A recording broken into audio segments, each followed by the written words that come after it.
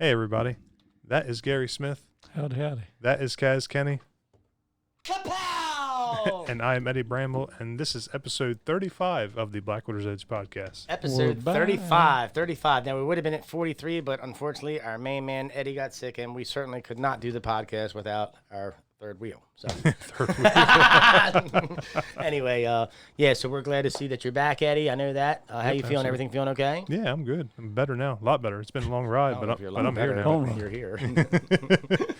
Yep. So we jump into the fishing report. Yeah, Let's jump get right into in the there. fishing So report. here we go. So look, this week down Blackwater, it's been kind of up and down. Let's talk about the last 2 months because that's really what we've kind of missed here the last 2 months. So if you weren't here up until this cold front pushed through, people were catching a lot of fish on topwater. We were getting a lot of action. Just that's the bottom line. We had the first cold snap push through here a couple weeks ago. And we had all that cold rain coming here, and it cut the temperatures almost 15 degrees overnight. So it was an absolute complete shutdown basically for a few days. So, and then, after a couple sunny days, things picked back up again. This is the pattern that we're going to see from now until we get back into spring. Okay, you're going to keep seeing, we're going to have a cold snap. Fish are going to slow down a little bit. We're going to have 3 warm days. You're going to see the temperatures jump up 10, 15 degrees in 3 days. You're going to see these fish get active and feed for a day or two, fill their belly up, and then they may get a little lethargic again, unless the water temperature stays stable. If the water temperature is staying stable, then the fish will continue to do what they're supposed to do in their natural way. Once we have these fronts coming through, we're going to shut down, not going to eat for a day or two.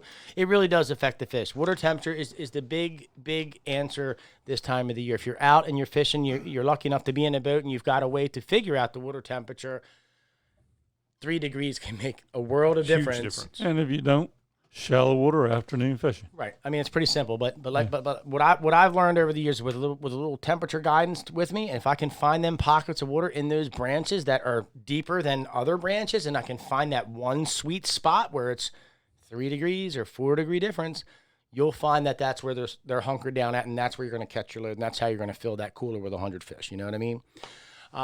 We do know people that have been filling coolers here the last 2 weeks. Oh, yeah. And I mean filling them up. So, we know the fish are here. We know things are going good. So all the guys that are complaining, saying they're not catching fish, they're not seeing fish, maybe move a little bit. Maybe, my biggest thing's always been, you've heard me say it, stick and move.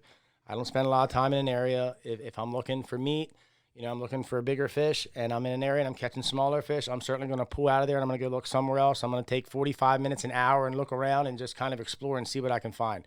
What are we looking for this time of the year in the snakeheads? Like when we're out there in the water and in the summertime, we're looking for fry balls. We're looking for feeding. We're listening for that. What do you call it, Gary? That slap. That slap. We're listening for that sound. So, these are the ways that you're going to find the fish, in the wintertime. You're going to see bubbles. You might be in an area and out of nowhere you see bubbles coming up from out of nowhere. And a lot of people. Swirl. Or a swirl, something like that. Turtle farts. God, they stink too, man. Especially them snappers, man. God, Well, you don't have to get that close. You can see them from a distance. I know. But this is the biggest thing. I mean, this time of the year, you want to stay focused on, the warmer pockets of water. You want to stay focused on bait. I mean, bait is your friend this time of the year. I mean, snakeheads aren't necessarily going to be in that aggressive state chasing, bait on the surface. You're not going to see that. So the subtle approach is really important right now. When I walk up to a bank, I'm looking for a couple of things. I'm looking for swirls, like Eddie said. I'm looking for bubbles that are just, and I know the difference between an air pocket bubble under the water and a pocket from snakeheads. And if you've been doing it long enough, then you know the difference too.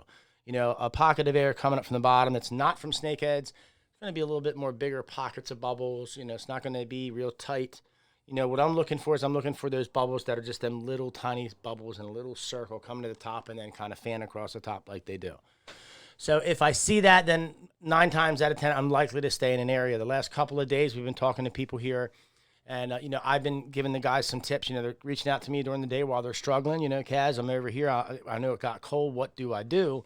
And for most this last week, 2 weeks, it's been MEPS. It's been inline spinners. That has been the key to success. And Mike Stewart knows that trick. I turned him onto that last year.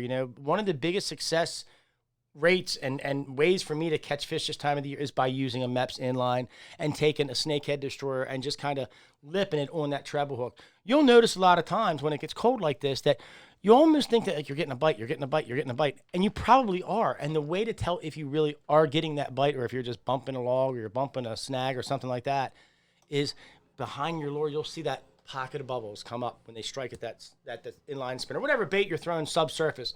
When they hit that thing and that line goes slack, look, if you see bubbles, you know that was a snake that you just missed. So what am I going to do when that happens? I'm going to take that same spinner. I'm going to tip it with a minnow. I'm going right back out there at that fish. Now, if I miss the fish on the second or third time, but they still come and they're looking at that minnow, then what I'm doing, I'm not going back at them again with that inline with the minnow. I'm completely switching my bait. And I'm going to completely switch my bait to something like a 4-inch Kitech or something like that.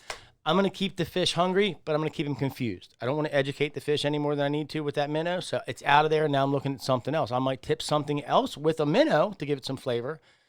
Another little trick I've been doing is cutting the heads off of the minnows and just putting that on the treble hook. You know, if I've got a minnow that's weak, you know, I'll take the head, cut it off, and just throw it in the bucket and just let it sit there. A different bucket, so I don't want to kill my minnows that are in the other bucket. You know what I'm saying? And I'll hang on to that. You'd be surprised. It's like back in the day. Remember as a kid, for me anyway, when I was a kid, if we ran out of bait, I hate to say it, you know, we keep a couple bluegills to eat. But if we ran out of bait, we'd always take the eyeballs of the fish out and put them on the hook. Did anybody else ever do that here? Thought you were going to tell a cat story. That's not even funny, Gary, but I can. But I mean, really, kill you, man. Oh man. We were telling some far out stories before the show, so we might show a few of them, I guess, if we want to go to jail or have Pete out front. But no, so I mean, Gary. He's happy as a pig in shit, ain't he? Look at him.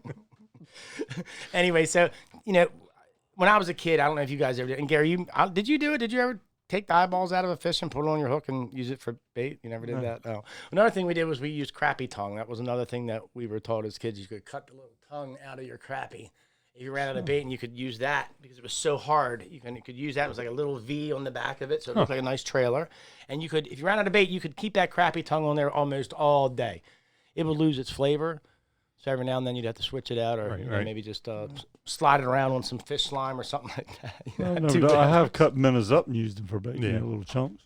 Used beard tabs for bluefish. I just remember when I was a kid, my dad, you know, ran out of bait one day, and he said, "You can use the fish eyeball," and it was so nasty, man, because like the way you had to get the eyeball out was like you didn't go and cut the eyeball. You like jammed the hook in the fish's eyeball. You had to pull it out real fast, make sure it came out in one piece, you know. Anyway, so what trailers? You know, that's what I'm trying to say here. If you've got something that you can tip your bait with, give it some kind of a scent, make it a little different. I myself buy a lot of the garlic pens. You know, the different colors, the spikets, you know, you get the bright colors. So I can change my lure. If I've missed a fish 4 or 5 times, I can take that spiket pen, I can boom, go down with a black line, go down with a red line. I can change that bait, you know.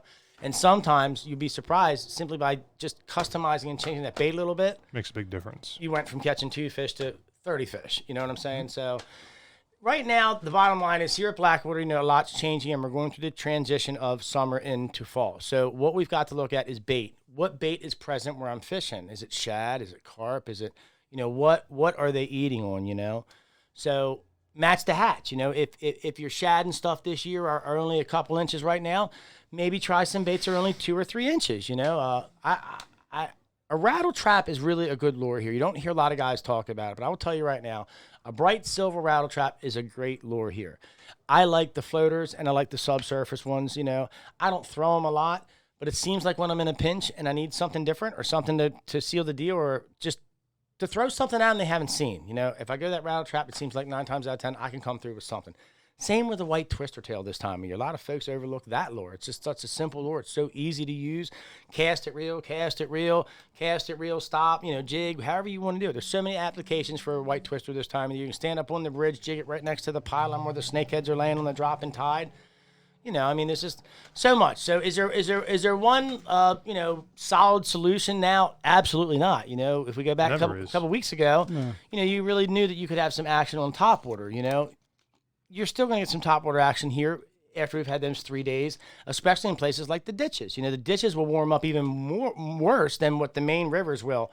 And believe me when I tell you, a lot of fish overlay in them ditches once it gets cold. I mean, they stay there all winter long, and it's really easy pickings if you can find the right ditch. You know what I'm saying? You know that too, Gary. I'll tell you somebody's contacts too.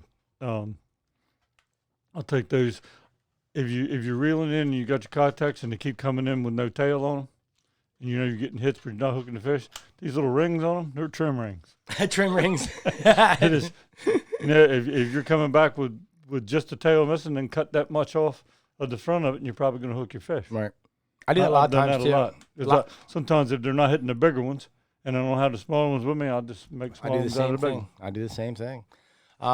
Fish wise, I mean, here's something that not a lot of people are talking about. I know that we have talked about it amongst ourselves and here in the community. It's something that we have really been talking about here lately, is the bass numbers, the largemouth bass numbers. And I'm not trying to be shitty or rain on anybody's parade or be that crappy guy, but realistically, you know, for the guys that are paying attention, the guys that are out here in the real world of Blackwater, where are all these big bass that you were catching last year with your snakeheads? You know, giant. Where was your 8 bass with your 15 snakeheads? You know, where are they at? What happened to them? Exactly what we were told was going to happen is what is starting to happen here in the refuge. Yeah, every bass I've caught this year has been big, but I've only caught 5 or 6 all summer. Right. So. And last year, how many did you catch all summer? Probably 20 or more. I mean, I remember one day we were fishing somewhere. Christ, I don't know how many we caught. You know? Yeah, we did catch a few that day. Well, that's what I'm saying. You know, I mean, where are the bass at? So where I'm looking at now, and this is where we're looking at from the biologist standpoint. You know, we knew that these older class fish were on their way out. We knew that the littler bass were not here. We knew that for the last 4 or 5 years, we have not had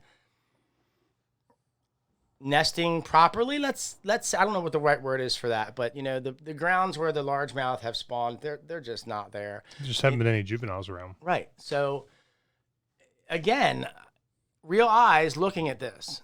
You know, everybody that's on our pages, go back to last year and look at the amount of bass pictures folks were posting from here that they were catching, and look at the amount of bass pictures that you've seen this year as a whole, you know, throughout the page. You can see the difference right there. It's right in front of you. That's what kills me. So what the biologists have told us is what's beginning to happen, which is the more mature, the bigger largemouth, they're starting to get to their age. They're starting to be to the place where they're not going to rebound, you know. So realistically, what they've said and what we think may very well occur, and we're seeing it, is these big largemouth bass are going to die off. There's nothing here to take their place other than snakeheads. Once that happens, that's when we're going to see it. And not that we haven't seen it, because we've already seen this black and white in front of us. You know what I'm saying? And another thing, too, guys, one thing that raised the awareness to start with is how many people were catching snakeheads with bass fry in them. Right. How many people are catching them with bass fry in them now? No, exactly. There aren't any fry to be in them. Exactly. But the thing is this, though. We've got numbers and numbers of people here fishing. We've got commercial guys in this refuge netting fish. We're still not making a dent. We're still not making a dent. No. And to sit here and fish and come here and see it firsthand and to walk away with your head down, not even acknowledging what's happening, is just that just makes it even so much worse for me. And, you know, some of the things that are really burning me up, and I probably should get into it. You know, we've got organizations like dam locations, and, you know, these places are full of snakeheads. I mean, there's lots of them in the turbines. There's lots of them in the locks, and we're doing nothing to get them out of there. I mean, here's an area that you could net, you could scoop, you could cast. I mean, there's ways to do something rather than do nothing at all. And the fact that some places and people are doing nothing at all, that is the part that really, really just blows me away. You know, if you love your fishery and you've been proud to have the fishery you've had for your whole lifetime, and now you see it changing, and again, if you see it changing for the better, then hey, that's great. Then we need to document that, and we need to collect data on that. You know what I'm saying? Because everything that we've collected, everything that we've seen, no matter where we've collected, has shown a total shift in abundance all over, not just Blackwater. I use Blackwater as an example because if it can happen here, it can happen anywhere. I don't care where it's at. It's possible. You know what I'm saying? Right. So that's the only reason why I use Blackwater. I'm not comparing Blackwater to Bush River. I'm not comparing Blackwater to the Susquehanna River. I'm not comparing Blackwater to anywhere other than Blackwater. What I am looking at, though, is in a realistic world, let's look at the catches up the bay of these guys that are catching snakeheads. Look at the number of snakeheads that you're seeing caught this year, whether they're released, harvested, or not. Just look at the numbers. Look last year at that same place, what the ratio was bass to snakeheads. Go back the year before what bass to snakeheads were 3 years ago, because there were snakeheads in the Bush River 3 and 4 years ago. The netters were getting them. Same with the gunpowder, okay? I see it. I don't know why a lot of other people don't see it, and that's just what kills me. I see it, and what I see here is just, and what I'm seeing this year, man, it's just God, man, it's like heartbreaking to me. That's all. Well, I've spent a lot of time in the marshes over the years. Never remember I have seen some little teeny bluegills in with minuscules and stuff like that out in the marsh, but I've never seen any bass out in the marsh. You can walk in knee-high water in the marsh, and it's half snakeheads. I know. And pretty salty water. I mean, look at some of the areas that we've been looking at night, walking through in the shallows, and there's hundreds of snakeheads laying in the grass beds. I mean, literally hundreds of them like this, in places. Little ditch behind where I shot my stag glass. There's a little ditch back there behind it, and you can't hear at the edge of dark for the snakeheads spanging frogs. Either way, regardless, let's get back to the fishing report. Forget the doom and gloom. Anyway, so the fishing report here, pretty much, it's been snakeheads. We have seen a lot of catfish being caught here lately. A few carp being caught for the guys that are targeting carp. So, I mean, it's really just a diverse fishery still. Is it what it was? No. Will it ever be what it was? I have no idea. But please keep coming fishing, and please keep picking up your trash, and please keep having a good time and telling your friends and family and helping us here in the Blackwater National Wildlife Refuge. Everywhere else, fend for yourself. No, I'm just kidding. I'm just kidding. But no. So yeah, fishing's just kind of squiggy. But look, we kind of got long-winded on this. But we really, I know, not me. We really wanted to talk today about where we are. We're getting back to things here with the podcast. Yeah. We're talking about the festival. We're talking about things that are coming. But before we get into all that, for those of you that know, Eddie went through a pretty rough patch here recently, and this is what I took from everything that Eddie went through. Life can change.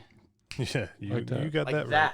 I mean, in the blink of an eye. Because I'd seen Eddie the day before, and he was just as fine as could be. And 24 hours later, I got the call that shit was not right.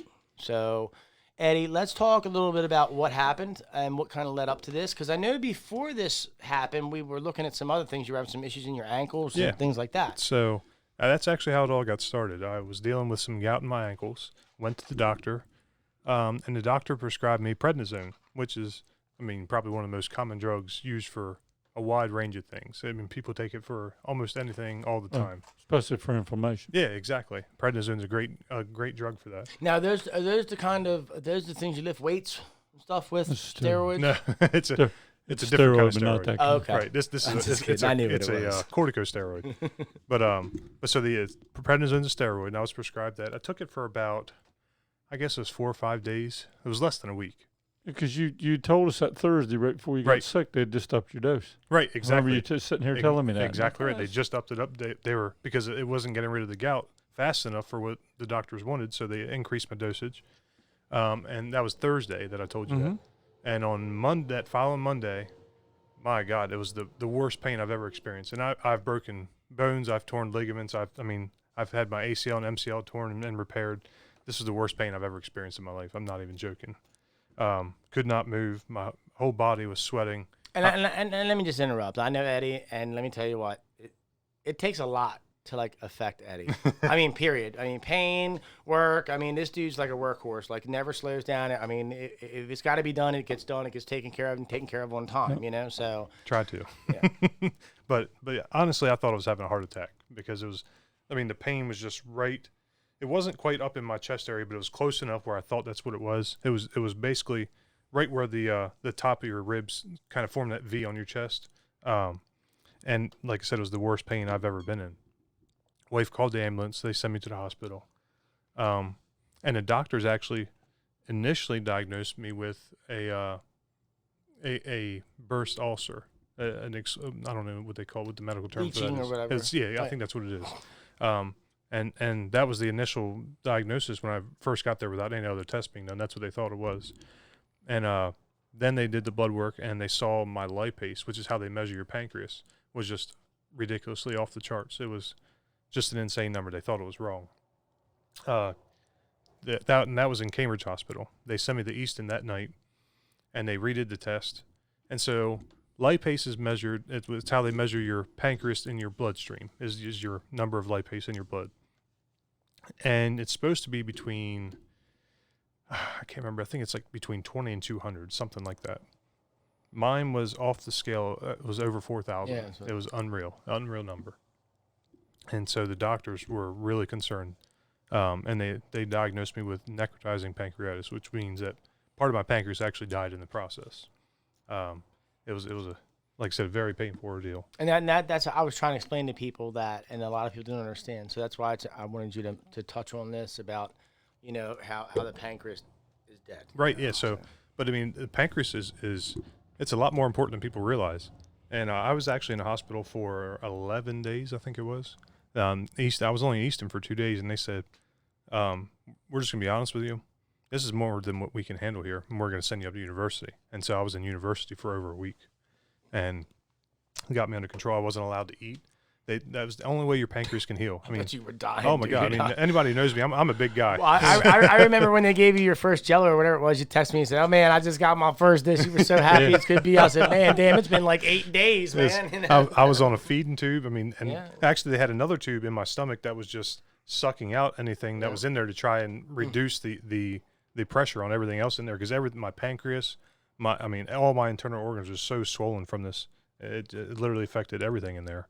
But yeah, luckily, I mean, I recovered. The doctor actually told me when I left, he said, "You're lucky you're 34, not 54, or you wouldn't be leaving right now." Yeah. He said, because that's how bad it was. It was just unreal. Of course, you had no stress on you with Charlotte being pregnant. Yeah. That was my biggest concern through the whole mess. I remember that. That's all Eddie was worried about, is he wanted to be better for when the baby came. Or my wife. I'm going to the hospital. My wife's 38 weeks pregnant. And babies do it any time. Luckily, the baby didn't come until 41 weeks. I'm not lucky for me, not lucky for Charlotte, but I think it's just the way God worked it out. Yeah, I mean, we really lucked out. So the baby's actually was 2 weeks old. What's today? Monday? Today's Wednesday. Today's Wednesday. Thursday. Right? Today's Thursday. So I lose. That's how it's been since I got back from the hospital, man. I can't keep track of days. But yeah, baby's 2 weeks old now this week. So, but yeah, everything's good to go. I'm a little bit lighter than I used to be. That's what I was going to say. Let's talk about how much weight you lost during the hospital. Yeah, so tell people that was shocking to me.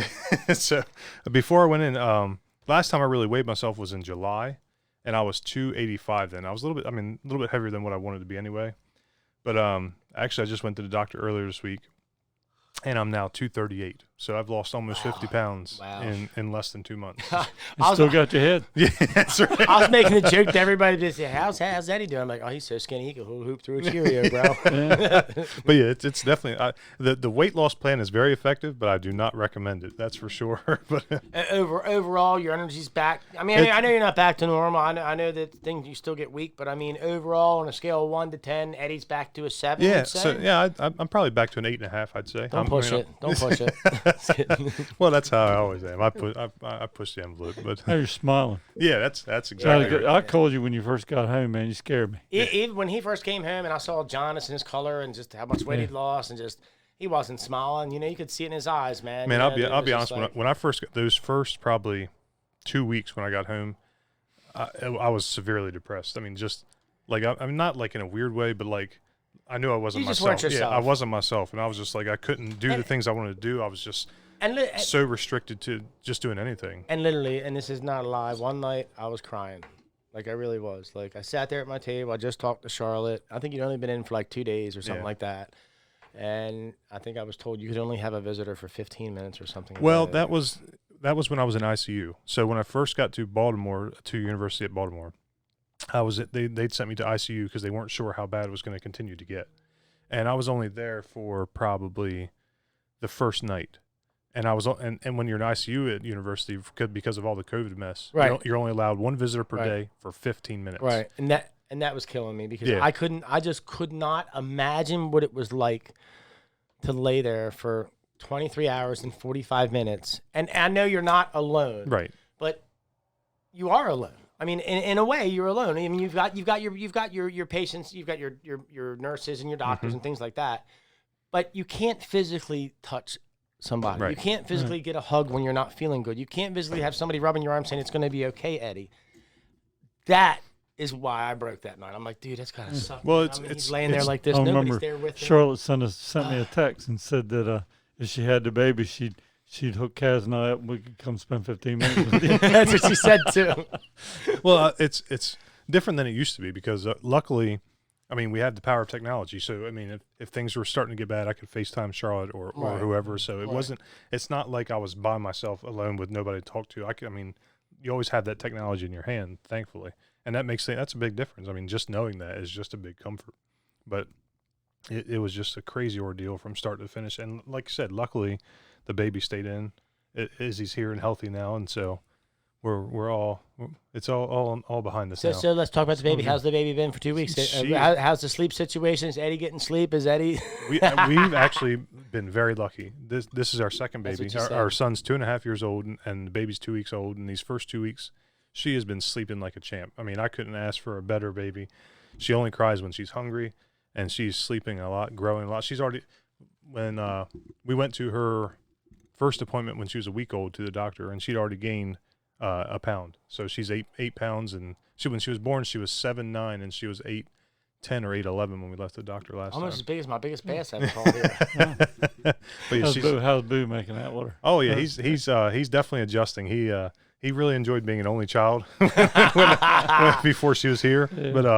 But yeah, he's definitely grown to her. And actually, first thing he does now when he wakes up, he goes and checks on her. So Oh, that's cool. Yeah, That's it's so really cool. awesome. But yeah, everything's good to go. I mean, hopefully all that stuff's behind us now, and we're ready to roll. And actually, I went to the doctor this week, and they told me they actually want me to lose more weight still. So this is the skinniest I've been in a long time, but they want me to go further since I've already on the track. So we'll see how that goes. Well, I know that I'm just glad you're back. I'm glad that you're doing better, and I know that we got a lot to get done this winter, and Yeah. I know that I couldn't do it by myself, and I know Gary couldn't do it by himself, and Neither one of the three of us could. that's what I'm saying. I mean, I think for anything to properly flow, we need all three of us. You know what I'm saying? Absolutely. Because you got me over here with crazy mouth. He's ready to cuss people off. You've got Eddie, or you got Gary over here making jokes, and you've got Eddie over here keeping me in check so I don't do the wrong thing and snatch somebody up by the neck. And I'm just kidding. Well, that's one thing that, I mean, I don't know if anybody realizes it, but like we're a small team. It's just the three of us really, but except for the mods on the Snakehead Life page. But I'm kind of in charge of the technical aspect of the podcast and the show. And Well, so you had just said that Thursday. I literally just said that a week before I got sick. That's the craziest thing I That said. Thursday when we were doing the podcast. That's when we did. We were You talking said, about the baby. If the "You gotta baby teach you came, guys he how would to teach do me this how to just in do case this. something Yeah, happens." yeah. Exactly. I was telling. I said I need to teach somebody how to do this thing because when the baby gets here, you guys need to keep the show going, and not 3 days later. I'm going to the hospital in an ambulance, and when now there's no show for almost 2 months. The most positive thing that I took away from all this, is watching firsthand everybody come together to get through what we need to get through until you got back. You know what I mean? And it went far deeper than just us three, too, like you said. The administrators on the snakeheadlife.com page, the Bait Boys page, it's all the people that were reaching out, they're giving us a hand. Hey, is there anything we can do? Can we do something to help out the stores or something? You know what I mean? Well, yeah, and that's outside of Snakehead Life and Blackwaters Edge. Yeah. Charlotte and I run the store, and both of us were basically out of commission since I got sick because as soon as I got sick, it was less than 2 weeks. She goes into labor, Right. and so luckily we've got a great staff here at Wolford Store, and they really handled things for us while we were going through our medical. Good job. Yeah, Make sure all you girls and boys heard that because you might not hear it very often from Eddie, okay? No, Charlotte and we always praise our I team. know, We've got I know. a great crew here. You got good help. So we've been really lucky, and thankfully we're past all this now, and we can start moving forward and keep things going now. So. And I think the future this winter we're going to get back up and working on this festival. Absolutely. We're going to see if we can get this thing together for 2021. Now let's try to do that. So we know Eddie's doing a little better. How's Gary been doing? Let's talk a little bit about some of your Gary hunting, been man. having fun. You have been, dude. He's been calling in dead every other day. I heard. That's right. Seen a couple of his clients. Seen Gary around? Yeah, he's in that tree over there today. If you want to see him tomorrow, he'll be in that tree over there tomorrow. Actually, I've only Just been kidding. No, hunting just 3 kidding. times, and I've got a hunt and a stag already. So That's good odds already. it's better than last year altogether. So tell us about your stag hunt. Yeah. Is Lou is Ferrero? Is that how he says his last name? Or on Delmarva Sika Hunters Group? I'm not sure. I think it's Ferrero. Lou's a really good fellow. I've met him a few times, and he had a post about the way to have success is to spend time in the marsh, That's the truth. I replied, I got to agree with him 100%. I spent a lot of time in the marsh, and this year it just happened to pay off. I literally, it's kind of weird because I got a 6-pointer last year on the 25th. Turned around this year and got another one on the 25th. Exactly 1 year later. Yeah. At a different time of day. The other one was right at the edge of dark. This one was 4:30 in the afternoon. I'm sitting there as a hind at my feeder, and I'm just sitting there watching her, and she put her head up and just stared at the marsh, at the Phragmites, marsh, and for about 5 minutes, and then she put her head down and started eating, and 10 seconds later, he took 2 steps out of the frag and turned to the right broadside to me and started eating. You couldn't ask for, easier, better shot. It was like same thing with the hog. It just runs out, boom, boom, and it just, I can't say that it pays off putting the time in because that was just luck that it happened, especially 4:30 in the afternoon. And Buddy Joey's there with me. He's quarter mile from me. And 25 times I tried to text him. There's no signal back there. It can fail. Try again. Fail. Try again. So finally at about 6:30 I came on out. But and we went back and found him. He'd only went about 80 yards. So fantastic. And that was a nice deer. Yeah, it was real wide. Yeah, real wide. And had nice brow tines. His top split wasn't much, but he's real wide. He's kind of neat looking. I'm gonna get him mounted. It'll be the first one I've had mounted. I've been Euroing them and dipping them, but I'm going to have him mounted. I got a pretty good idea for him. That'll be fun. So and your hind, tell us your hind story. That was the Friday night, first night, just climbed up in the stand. She came out, had 2 spikes came out, and she came out from a different direction, walked right up and started eating. Boom. Down she went. Yep. In the freezer. So have you mapped out your schedule for next year for the 25th? No, but I'm probably going to go. Third time's a charm, is that what it is? Get the 8-point on the third time, that's maybe. right. Who knows? It's funny because, my wife and I, she works during the week, and so do I. So I told her, October this year, forget it. I said, last year I said I was going to hunt, and I got hung up and had a bunch of stuff to do, but I did get to hunt some. The year before I said I was going to hunt, and I didn't get to hunt at all. I had a job going, I couldn't hunt. This year I'm going to hunt. So. Well, you don't need to. You got September 25th. Well, I've only got one more, and I'm out. I go, and I'm headed for Blackwater, I guess, after that. Right. So, how have the bugs been? Okay, until the last 20 minutes before dark. So, is it a 1, 2, 3, 4 thermocell year, or what kind is it this year? I'll tell you, man. Thermocell, if there is no wind, and you want to smell it, stick it under your face. They'll kind of keep you off. I've had as many as 2 going at a time, and Carl turned me on to bug tamers, the jackets. Okay. I'd take if I had to spend a month out on one of the islands in the marsh, and you give me my option, I'd take the bug tamer. So tell us a little bit about the bug tamer. It's just a jacket, and it's got kind of like a honeycomb pattern cloth inside of it with a camo leafy pattern on the outer one I have. I think they make different ones. And then it has a veil that comes over the front that's that real fine screen.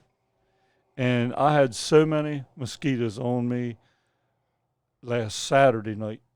Did you take a picture of that? No, I mean, I did one couldn't time. see. It was bad. It was so many on that veil that I couldn't see. And I took my hands and just kind of pulled them in real quick and wiped them down, and then I couldn't see it all because I smeared them all over the screen. I had to shake the screen off, and there was really that many back there. But not a bite on you, though. I mean, a couple. Right. But, because if it hits you tight somewhere, it's just like your pants. They usually won't bite through, but if you got one spot on your knees, they'll get you on knees your are knee. bad. Yeah. So we know I'm not the most biggest hunter. So this bug tamer jacket, is there any kind of scent control inside that for the mosquitoes? Is there something that you put in that? No. Okay. You just wear it. Just basically just a And bug it's, suit. and it's not hot. I mean, Okay. it's, it's as tolerable as anything else you can wear. I have something that I bought from you here, Eddie, years ago. Believe it or not, I still have it. It was an old camo, it was almost like a burlap clothing is how it was, and then it had these little leaves stuck up and down each arm. Like a ghillie suit. Yeah, used to sell them. Yeah. Well, that's this. I still have that, and that I like that a lot because I would put, when it get cold, or I'd have a couple layers and then put that on. I'd never get bit up, man. Right. Well, when it's cold, they're not biting anyway. So. But there's a lot of people like thermosol. I don't like the smell of thermosol. Right. They've got that earth smell. That's not been too bad. You know, they're like so about all that like scent stuff, like the earth pads and things like that. Like I almost think that like if you use them down here, you're giving yourself away. Only because it's like a total different smell of like the marsh mud to me, you know. And I've had several times, you know, not last year but the year before, that I had those clip-on earth things or whatever they're called, and literally, man, you could watch the deer come right into the wind as soon as they look like that. Don't smell like these woods here, you know what I mean? So, Well, that's because they're not smelling that earth; they're smelling the crabs on you. probably. I will tell you this: I bought an ozonics this year. Yeah. And used it that Friday night. I got behind. The wind was kind of blowing off, but I had it on just in case. And I used it, and the wind was blowing right towards my feeder when I shot that stag. And he walked right out and started eating. He didn't pay any attention. There was a spike there earlier, and he kind of one time whiffed up and just kept right on. So you know, might be luck, might be those ozonics, but I'm gonna keep using it. That's where, right. where did you get that? Where'd you get them from? I bought it online. And what does that do? Is that like a thermocell or? It is produces ozone, which kills your scent. Now, So is it like an ionizer? Is that kind of like? it's a little thing. Oh, it kind of looks like almost like a radar detector in the car, a little bigger maybe, and it has a little arm you screw into the tree, and then you mount it on it, and you put it so that the prevailing wind picks up, you know, wherever your scent's going. You want this so that it blows that way, and it just has a little fan inside of it and different speeds and all that, you know, that you can use, and it kills your scent. Huh. And any other tips you want to give anybody that might be out there sika hunting that they might want to put into time? That's it. You know, I mean, luck is any always safety suggestions you want to give them? Yeah, man. Unless it's just a tower stand and it's fairly good shape, man, do not use a wooden stand. Man, I mean, just look at the statistics. 3/4 of people that get hurt hunting out of stands is because the stands fail. And we wanted to bring that up because there's a lot of old stands here on a lot of property. And even on the public properties, there's still some stands there from years ago in some of these places. Right. And yes, folks think that it's okay. I can get up in that tree. I can use that stand. And what they don't realize is that as soon as they put their foot on that, it's just rotten inside there. And they have no idea. And there's 15 feet up the tree. And boom, now you're on the ground with broken legs and a neck. I'll tell you the worst of everything that I've ever seen is when you put a ladder stick up and they give you those cinch straps. Yep. And you put it around there and then you snatch it to tighten it. They might last you one season. Right. But I'm telling you, buddy, you better replace them. Absolutely. Joey and I put up a stand 2 years ago in like November. Came back to file in September. And he put his foot on the first one. It snapped. When he started, grabbed hold of the next one, we popped 3 right off the get-go. Those little teeth on those are like a file. Yeah, I know what you're talking about. And they just fray that nylon. And it's almost like a pair of scissors. It just cuts it off. And it just turns the fray and snap. And safety harness. You know, if you're going to be climbing trees, you know, well, once you safety get harness, your stand up, you can put a safety rope there. Yeah. And hang it out far enough from the tree, even if you have to buy an arm, that if you fall, you don't crash into the ladder. Yeah. That's that's another way you get I know a guy last year. Swing out, Yeah. you can always rock yourself back to the tree. You talking about them climbing sticks? I knew a guy last year over in Hurlock, and he same thing. He was his I guess he wasn't in there right, and when he stepped, it went. And when the safety harness caught him, he went right into those rungs on the corners, and I forget how many stitches he got. But I mean, he had several cuts down the whole. Yeah, still better than falling. Yeah. But he had several cuts down the whole side of his body from where he swung right into that whole side of that shit. And that's that and your cables on hang-on stands, man. Yeah. Check them ratchet straps. Yeah. We had that happen. We had some last year. Broke. Yeah, me and Wayne last year in one of our places, we were walking around and we checked some out, and just like you said, they've been there for 2 years. They're dry rot. You go back and you think everything's good because it worked last year. Right. You've got to freshen your stuff up each year. You've got to inspect your stuff each year. I changed my straps out. Have you seen me with lumber strap down on my truck? Just remember, it's last year's straps from my deer stand. So that's one way to stop in front of me real quick. That's one way to cut costs, I guess. You got to recycle. Yeah, I'd trust them on lumber before, on my truck before I trust them in a tree. Right. Fishing, doing any fishing? I've been sick hunting. He's been sick hunting. I did get to go fishing Saturday, actually. Yeah, I want to get back to that too. Let's talk about your striper trip. Yeah, we went Stripper trip. Yeah, Charlotte's uncles actually booked a charter for all the guys in the family, and we went rock fishing just a little bit south of the Bay Bridge, and we caught 14, I think it was 13 or 14, and kept 11. That was a good trip. That was a bunch of us. Catch anything else or just rockfish? No, just rockfish. But yeah, I mean, it was a real good trip. I think the biggest was 31. What was the vessel you were on? You remember? I knew you were going to ask me that. Who do you remember who the outfitter was? It was Chesapeake Bay Sport Fishing, and I can't remember the name of the boat. That's okay. Bottom line is, would you recommend Chesapeake? Yeah, Sport absolutely. They were Fishing again? fantastic. Yeah, they were a great outfit. It was, I think it's 4 or 5 boats they have there, and they're a great outfit. So I definitely recommend them. Yeah, it's a good time. Yeah, it was. It was a great time. I think sometime the next week, 3 of us Musketeers should get together one evening and go sink some minnows or something. And Yeah, just it'd be great. Bullshit for a little bit. Well, that was the worst part about the whole trip was her uncles brought all this great fried chicken, and I couldn't eat none because I'm on a low-fat diet. Still for my pancreatitis, I can't eat any Supposed fried to take food. fried chicken on a boat, man. Better than banana. Yeah, exactly. But no, but I mean, but yeah, that was the worst part. I couldn't eat any of the food because I'm on this low-fat diet. So what can you eat right now? Anything low-fat. Oh boy. Yeah. So I mean, anything. I mean, I can still have chicken, but not fried. So It's gotta you be- still it's have your gotta be normal. So you can't have your normal favorites Can't here. have red Wolford's meat? down. No. Cheesesteaks and cheeseburgers are off the menu. And your chicken wraps and all that. I can still have them as long as it's grilled chicken. Okay, I And forgot but I got to about bring my own wrap. It's got to be the whole wheat wrap and Oh my not a white God. wrap. So Are you vegan now? no, almost. It feels like it. I don't even know what vegan means. I don't know what none of that stuff means. But no, it's. I mean, it's an adjustment, but we're getting there. So we're gonna try to reach out and get a couple people here coming up. I think we're gonna focus the next 2 guests on some hunting stuff anyway. Yep, definitely. Being that we're do our here in best for Sika that. season and Sika hunting. Doug Wigfield, we'd love to get him on here. Yeah, I'm definitely gonna try and reach get in out to him contact this with him, week. I know yep. he said he'd like to come on here. Also, let me reiterate, Mr. Andy Harris will be coming here. We're just not sure when he's going to come here, and we do want to thank him for the work that he's done and allocating the $250,000 for snakehead eradication. Yep. Not that we'll ever eradicate them, we know that. It's basically money to use for research and for studying. And population Yeah, control. and population control. So, we're very grateful for that. A lot of things are coming up, folks. So if there's anything that you want us to talk about, Definitely let us you can know. always reach out to us, and you can always say, hey, I have an idea for a show. Hey, let's talk about that.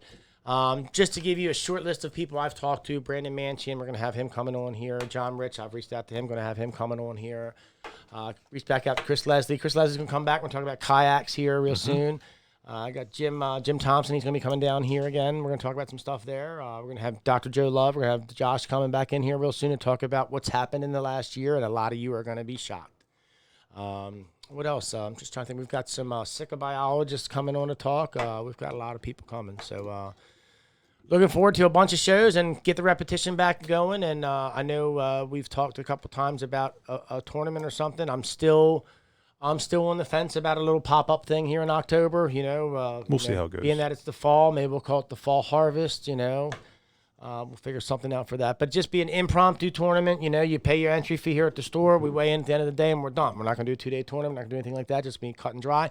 We might even do something like a weekend tournament, like from 12 to 6 or something. I don't know. We got a lot of ideas we're thinking about. So just know that we're looking for ways to appease you and to appease the public and to appease the community. And if there's anything that you can think of that we can do to make it better, we're always open to suggestions. Yeah, absolutely. And if you're going hunting this weekend, remember the full moon's tonight. Yes. Mm-hmm. Everybody likes to hunt the full moon for Sika deer. There's 2 of them this month. But you One- can't hunt at night in the full moon. Let's clarify that. Yeah, no, right. Okay. But there's 2 full moons in October, tonight and the 31st, Halloween. Halloween. So But if you're going this weekend, you definitely want to get in the woods early. Mm-hmm. Two reasons. One is so somebody don't get your spot, and somebody get mad because you're walking in front of them after daylight or just before daylight. or waiting that the Yeah. moon's so bright they can see you, that give you time to get whatever you spooked out a chance to come back. You know what I mean? So, anyone more? No, none for me. Don't forget, folks, these are your best lures right now. Maps, inline spinners.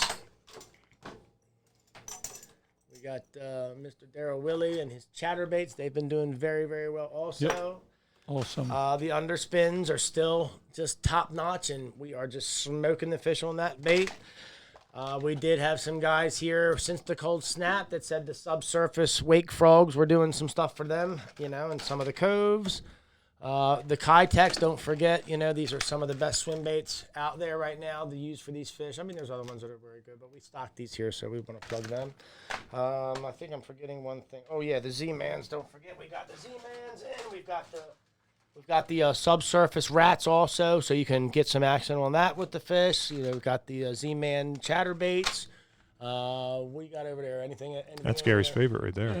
We ain't using that no more. Oh, never mind. we might get a day or two of that in, but anyway, yeah, man. I'm telling you, dynamite works, man. I don't know how I get all them coolers now. You keep talking about that. I don't know. I'm just glad we're back, man. Me too. I'm glad to be back. I'm been glad too you're long. back. I'm glad to see Gary. I haven't seen Gary in a little bit anyway, Yeah, well, so. Talk, but ain't the same. That's Nope. right. But no, we're back on the show now. We'll be back here every week again. Should we do a group hug to show everybody how much we love each other? Absolutely not. Okay. No. Well, I'm done, man. I mean, That's it. I think we had a good one, man. No giveaways this week. We'll get back to that next week. Yep, next week we'll get back to the So, giveaways, do all that. Yep. Kaz, just give him a kapow and we'll head out of here. I want to sing a song. You can do what you All right, I'm want. going to sing a song. My crabs, they have 3 first names. It's heavy, full, and fat. My crabs, they have a 4th name. Absolutely mustard packed! So if you ask us where they're from, they're all from right here in Dorchester County. If you ask us where they're from, they're all from right here in Dorchester County. If you ask us where they're from, they're 100% guaranteed Maryland #1s. At the crab stand, here's a fact I know for sure you're coming back. Kapow! Kapow! And kapow!